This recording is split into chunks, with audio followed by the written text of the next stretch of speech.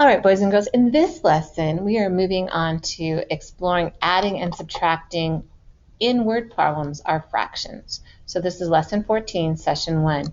You should have your workbook open. It's our last lesson in this workbook, so you should be on page 271 with your pencil. So let's take a look at this problem and see what it's asking us to do. It says, Alina has a 1-gallon watering can that is full of water. She uses 3/8 of a gallon to water her roses and 1/3 gallon to water her geraniums. How much water did Alina use to water both the roses and geraniums? So what is this problem about? It's about Alina watering her stuff so she can grow her pretty flowers. These are geraniums, in case you didn't know. All right, so what are we trying to find out? Let's read it again. Alina has a 1-gallon watering can that is full of water. So it must be full of water, so it has a whole gallon in there, right? She uses 3/8 gallon to water her roses and 1/3 gallon to water her geraniums. How much water did Alina use to water both the roses and the geraniums? So how much water did she use to water both? Okay, so are we looking for a bigger number or a smaller number than 3/8 or 1/3? What are we doing with those two numbers? Well, let's think about it. First, she pours out 3/8 of a gallon. Then she pours out 1/3. So how much water did she pour out in all, right? So we're actually going to add those two together to find out how much water she used. So this is going to be an addition problem. So we have 3/8 plus 1/3. So it's going to be your job to really think about the problem and try to discern, is it asking me for a larger number, so I need to add these two together?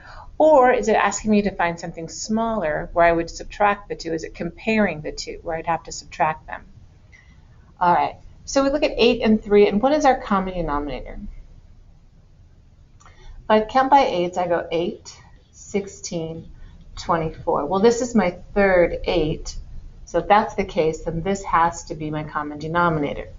So 24 is the common denominator. And so what did I do to 8 to get to 24? I do the same to the numerator. It's 3/3. That's the one that I'm multiplying by, just to change how many pieces it's cut into. 3 times 3 is 9.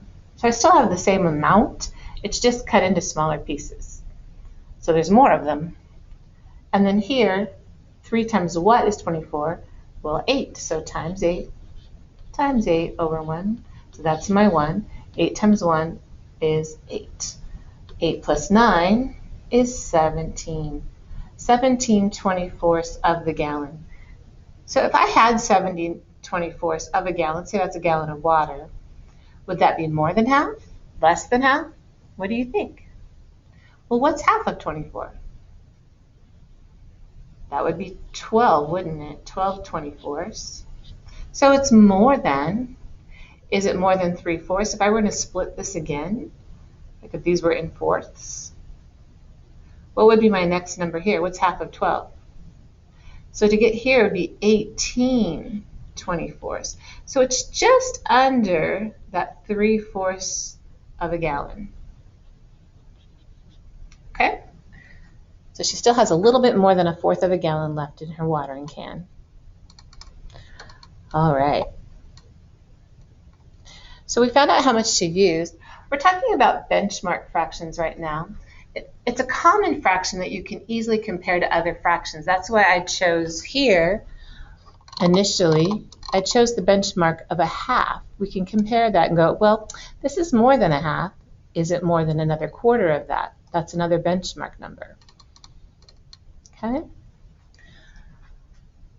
The number line below shows the location of some benchmark fractions between 0 and 2. You can use these fractions to estimate sums and differences. So we start at 0. The first benchmark is 1/4 and 1/2, which is the same as 2/4, right? And 3/4, and 1, and 1 1/4, 1 1/2, 1 3/4, and 2. So it says between which two benchmark fractions is 3/8? Well, if we were to change these to 8s, 1/4, it'd be 2/8, right? Excuse me, this would be 4/8, because 4 is half of 8. 3/4 would be 6/8. So where does 3/8 fall? Between, right here, between 1/4 and 1/2. between 2/8 and 4/8. How about 1/3? So if we think about it, 1/3 is less than a half, but it's greater than a fourth. So a third falls around in here somewhere. So if we were going to estimate 3/8 plus 1/3, right, what could we do? So think about that. But if we were going to add them for sure, we'd have our denominator would be 24s, wouldn't they? All right, so what is a benchmark fraction? A benchmark fraction is just a fraction that you can use to compare other fractions to it. So draw a number line here, and then give me an example of a good benchmark, and what might not be a good example. I'm going to do this one with you, even though it's in your workbook for today. It says between which two benchmark fractions is 5/8? So remember we said that this was the same as 2/8, this was the same as 4/8, this is the same as 6/8, this would be the same as 8/8, right? 8/8 is the same as 1 whole. So where would 5/8 fit? And you can put it on there. I think you can figure that out from here. And then do number 3 for your work today. So we are looking at story problems and our benchmarks.